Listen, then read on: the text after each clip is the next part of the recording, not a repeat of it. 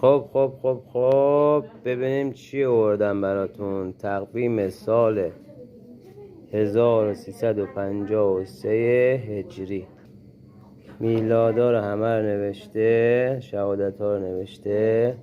میلاد شاهنشاه آریان مه 4 آبان.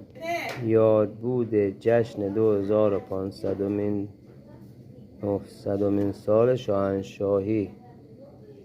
روز میلاد شاهنشاه آریان مه، تولد والا حضرت ولی عهد.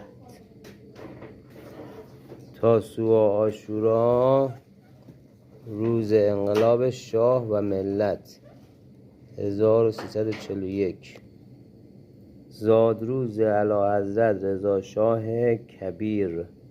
از همه مهمتر بچه‌ها نوشته اسماعیل سالاری از حساب کارگری 30 روز بدهکار 27/6/62 برای 30 روزش 3000 ریال دستمزد طلبکار شده.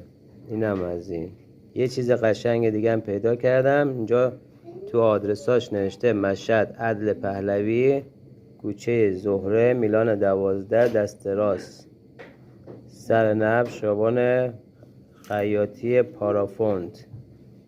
احمد عبادی. اگه زنده هستی خدا نگهدارت باشه. واقعا چی پیدا کردم ها. یک تقویم مال 1353. نظر شما چیه عزیزان؟